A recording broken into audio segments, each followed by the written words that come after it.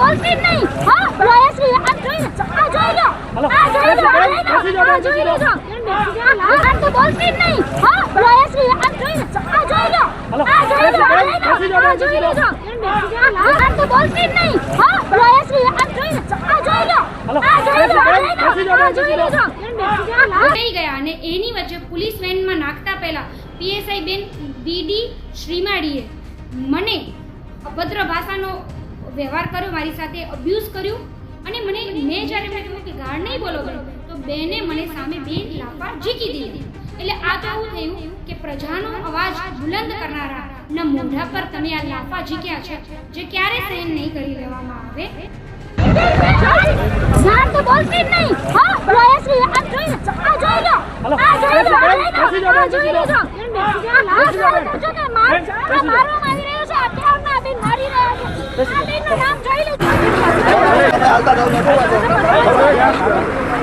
કે જ્યારે આ રોડ બનાવવામાં આવી રહ્યું છે ત્યાંની શરૂઆત જે દબાણ હટાવવાની કામગીરીની શરૂઆત છે એ મુખ્ય રોડથી આ રોડ પાસેથી થવી જોઈએ, વચ્ચેથી તો ક્યારેય કામગીરી કરવામાં આવે નહીં. અને એ રોડનો જે ખૂણો હતો એ ખૂણો માનનીય આઈજી સાહેબના બંગલા પાસેની સરકારી દિવાલનો હતો. તો વાત એટલી જ મૂકી હતી, માંગણી એટલી જ મૂકી હતી કે એમને પણ તમે નોટિસ પાઠવી છે તો તમે રોડની શરૂઆતથી જ આ દબાણ હટાવવાની કામગીરી કરો, તોડવાની.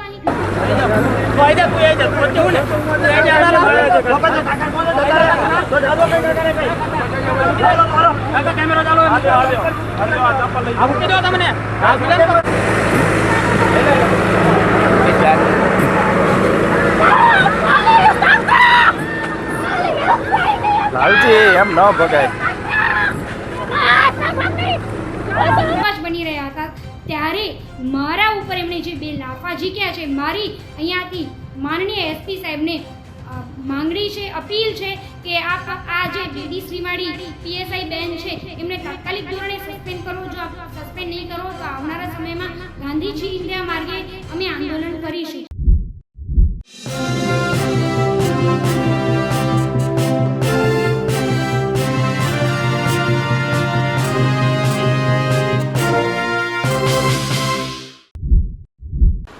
પોલીસ ક્યાંય નહીં હોય પણ તેનું નેચર ક્યારે બદલાતું નથી. જો તમે પોલીસ સામે ક્યારે પણ સવાલ ઊભા કરશો એ તમને હડસેલશે, તમને મારશે, તમને જેલમાં બંધ કરી દેશે, કારણ કે પોલીસને ગમતું નથી કે કોઈ તેનાથી સવાલ પૂછે. કચ્છભુજમાં પણ આ થયું. આમ આદમી પાર્ટીના કાર્યકર્તાને બે લાફા મહિલા પોલીસે મારી દીધા છે તેવો આરોપ લગાવ્યો છે. સાથે એમની ટીંગાટોળી થઈ, એનો વિડીયો વાયરલ છે. મહત્વપૂર્ણ બાબત એ છે કે અંકિતા ગૌર એ આમ આદમી પાર્ટીના કાર્યકર્તા છે. તેઓ દબાણ હટાવો જે ચાલી રહ્યું હતું તેમાં કહેવા ગયા હતા કે જે જગ્યાએથી દબાણ હટાવવાનું છે ત્યાંથી દબાણ હટાવતું નથી, બીજી જગ્યાએથી કરવામાં આવી રહ્યું છે. બસ એ જ વાતને લઈને ઘર્ષણ અને તમામ વિવાદ. નમસ્કાર, હું છું ચિંતામણી પુતેન પટેલ. સ્વાગત છે આપનો અમારા કાર્યક્રમમાં. ખાસ કરીને જે આરોપ લગાવ્યો છે અંકિતા ગૌરે તે બીડી શ્રીમાળી જે પીએસઆઈ છે, મહિલા પીએસઆઈ, એ તેમના ઉપર લગાવ્યું છે અને જે રીતે આ લાફો મારવામાં આવ્યો છે તેને લઈને સસ્પેન્શનની માંગ કરવામાં આવી છે અને આગામી દિવસોમાં ગાંધી ચિંધ્યા માર્ગે આંદોલન કરવાની ચીમકી પણ આપી છે. આવો સાંભળીએ અંકિતા ગૌર શું કહી રહ્યા છે. ગાળ તો બોલતી જ નહીં. હા વાયસરી આ જોઈ લો. આ જોઈ લો. આ જોઈ લો. આ જોઈ લો. જો કે મારવામાં આવી રહ્યો છે. અત્યારમાં બેન મારી રહ્યા છે. આ બેનનું નામ જોઈ લો.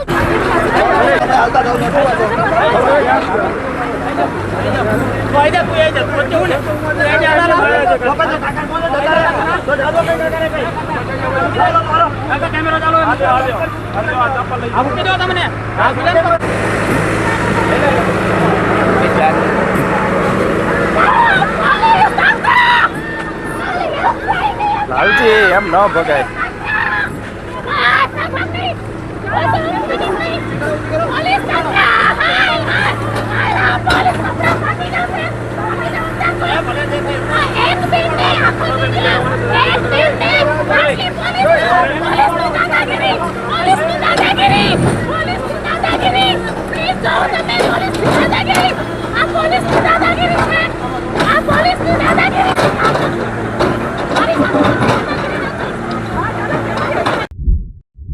નમસ્કાર, જય હિન્દ.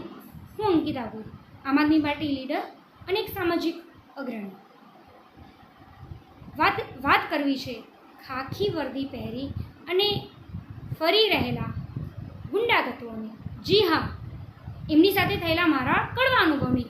ગતરોજ ભુજના લોટસ કોલોનીના વાલ્મીકી નગર પાસે એક દબાણ હટાવવાની કામગીરી થઈ રહી હતી અને એ વિકાસના કામમાં હું કોઈ પણ પ્રકારના હસ્તક્ષેપ કર્યા વગર માત્ર ને માત્ર સ્થાનિકોના કહેવાથી એક માંગણી મૂકવામાં ગઈ હતી કે જ્યારે આ રોડ બનાવવામાં આવી રહ્યું છે ત્યાંની શરૂઆત, જે દબાણ હટાવવાની કામગીરીની શરૂઆત છે એ મુખ્ય રોડથી, આ રોડ પાસેથી થવી જોઈએ. વચ્ચેથી તો ક્યારેય એ કામગીરી કરવામાં આવે નહીં. અને એ રોડનો જે ખૂણો હતો એ ખૂણો માનનીય આઈજી સાહેબના બંગલા પાસેની સરકારી દિવાલનો હતો. તો વાત એટલી જ મૂકી હતી, માંગણી એટલી જ મૂકી હતી કે એમને પણ તમે નોટિસ પાઠવી છે તો તમે રોડની શરૂઆતથી જ આ દબાણ હટાવવાની કામગીરી કરો, તોડવાની. અને જેમાં સ્થાનિકોએ પણ સાથ સપોર્ટ કરેલું હતું, એમણે પણ પોતાના મકાનો ખાલી કરી આપેલા હતા. તો એ કામગીરી માટે જ્યારે હું ગઈ ત્યારે જે પોલીસ તંત્ર છે અને જે તંત્ર છે, સરકારી તંત્ર છે, આ 4 કલાક સુધી આ બધી વાત ચાલી. પરંતુ કેવું છે કે જ્યારે આ લોકો ડરે છે ત્યારે આ લોકો પોલીસને આગળ ધરે છે. અને પોલીસે એ જ કર્યું, કિન્નાખોરી રાખી અને પોલીસે ત્યાંથી મને, ખાસ કરીને મને ખેંચી અને એમના જે પોલીસના પીએસઆઈ બેન હતા, ખેંચી અને બે બીજા કોન્સ્ટેબલો સાથે મને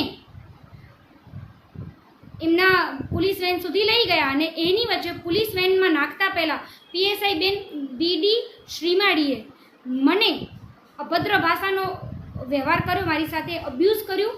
અને મેં જ્યારે એમને કહ્યું કે ગાળ નહીં બોલો બેન, તો બેને મને સામે 2 લાફા ઝીકી દીધા. એટલે આ તો એવું થયું કે પ્રજાનો અવાજ બુલંદ કરનારાના મોઢા પર તમે આ લાફા ઝીક્યા છે, જે ક્યારે સહન નહીં કરી લેવામાં આવે, જે ક્યારેય લોકતંત્રમાં સહન નહીં કરી લેવામાં આવે. આ લાફા એ માત્ર કોઈ રાજકીય પ્રતિનિધિ કે કોઈ સામાજિક અગ્રણીના મોઢા ઉપર નથી, આ તો લોકશાહીના મોઢા ઉપર લાફા ઝીક્યા છે. એ તાનાશાહી તંત્રએ કે જેમને જે બુટલેગરોને નથી મારી શકતા, જે ડ્રગ્સ માફિયાઓને નથી મારી શકતા, જે ગુંડા તત્વોને નથી મારી શકતા, એ જ્યારે કોઈ રાજકીય કે સામાજિક અગ્રણીની સામે આવી અને એ પ્રજાનો અવાજ બની રહ્યા હતા ત્યારે મારા ઉપર એમણે જે 2 લાફા ઝીક્યા છે. મારી અહીંયાથી માનનીય એસપી સાહેબને માંગણી છે, અપીલ છે કે આપ આ જે બીડી શ્રીમાળી પીએસઆઈ બેન છે એમને તાત્કાલિક ધોરણે સસ્પેન્ડ કરો. જો આપ સસ્પેન્ડ નહીં કરો તો આવનારા સમયમાં ગાંધી ચિંધ્યા માર્ગે અમે આંદોલન કરીશું. આ ક્યારેય નહીં ચલાવી લેવાય. આ લોકશાહી દેશ છે અને અમે લોકશાહી બચાવવાનું કામ અમારી સાથે તમારું પડશે. જ્યારે કાનૂન હાથમાં લેશે, જ્યારે કાનૂન જ સરા જાહેર મારા જેવા લીડરને આ મોઢા ઉપર 2 લાફા ઝીકી દેશે તો પ્રજા જાશે તો જાશે ક્યાં? જય હિન્દ, જય ગરવી ગુજરાત. જે રીતે આ સમગ્ર ઘર્ષણ થયું, જે રીતે પોલીસે ટીંગાટોળી કરી, જે રીતે પોલીસ પર આરોપ છે કે તેમને લાફા માર્યા, તેને લઈને આપ શું વિચારો છો? જરૂરથી અમારા કોમેન્ટ બોક્સમાં કોમેન્ટ કરજો. એ સિવાય અમારી યુટ્યુબ ચેનલ લાઈક કરો, સબસ્ક્રાઈબ કરો, બેલ આઇકન દબાવો. અમારી ઇન્સ્ટા અને ફેસબુક પેજને પણ જઈને તમે ફોલો કરી શકો છો અને અપડેટ મેળવી શકો છો. અમારી વેબસાઇટ છે www.gujaratplus.in. ત્યાં પણ જઈને તમે વધુ અપડેટ થઈ શકો છો. અત્યારે માટે બસ આટલું જ. નમસ્કાર.